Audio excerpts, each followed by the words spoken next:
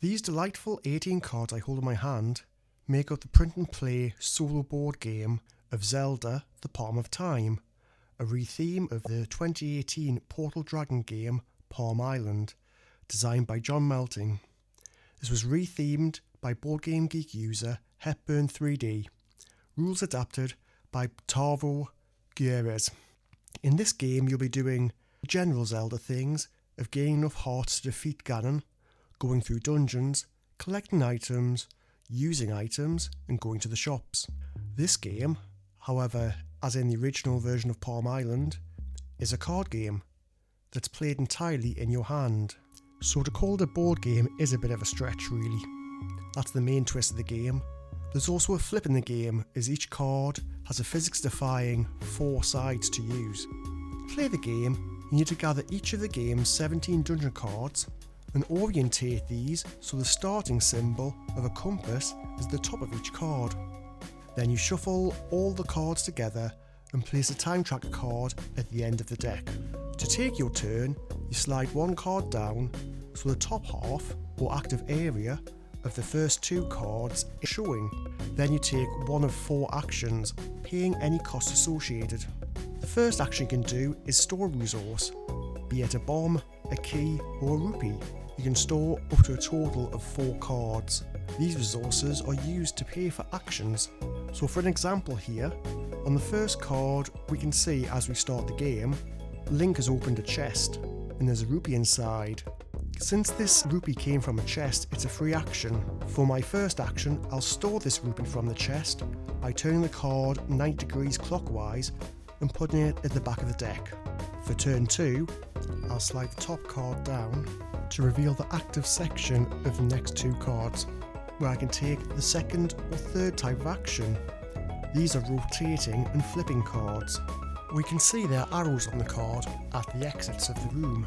These mean flip or turn the card. You can also see there's a rupee symbol. This means to take the action, it will cost 1 rupee. Good job we had 1 rupee stored last turn. To use the rupee, we'll turn the card the rupee came from to its original orientation without changing its position in the deck.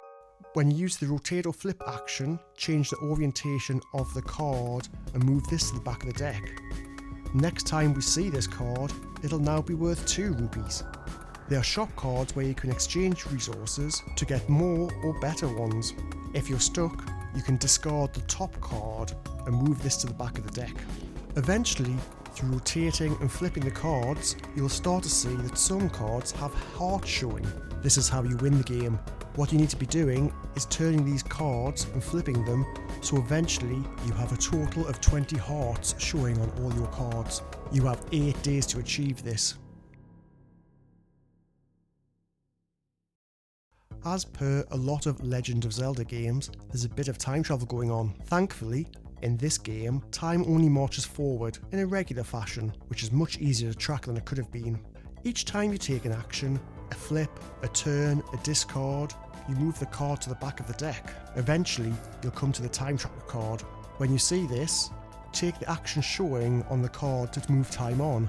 Look at the arrow and move time appropriately, flipping it or turning it. To defeat Ganon, you'll need to have a total of 20 hearts showing on all your cards by the end of day 8. It's a delight. So as I said before, it's a standard 18 card micro format game, but that's just the base game. We also have, hidden behind this card, relics. These are kind of achievements and power-ups you unlock for the next time you play.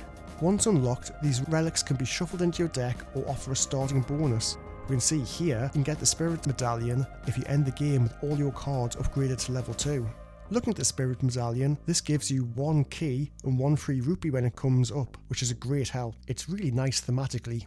Within the game system, you got this by defeating Twin Rover. I've only played the game a few times, but I think it speaks volumes that after playing it, I thought I'd do my first ever game review to spread the word. I know it's old news to most people, but my mind's still blown. You can play a game in your hand with 17 cards just by rotating and turning cards. It's got proper decisions and there's a proper challenge associated with it. I've heard that some people play this game while standing in queues since you don't need a table or other people to play it. I don't think I'll be going that far. far, but it is a delight to play, and it flows really easily once you get your head around how to play it. The only issue I've got so far is when you have resources buried in your deck, it can be a bit of a pain to turn them and keep the position of that card without turning other ones. I've got a strong feeling this is a skill issue, and some nice slippery card sleeves might help this.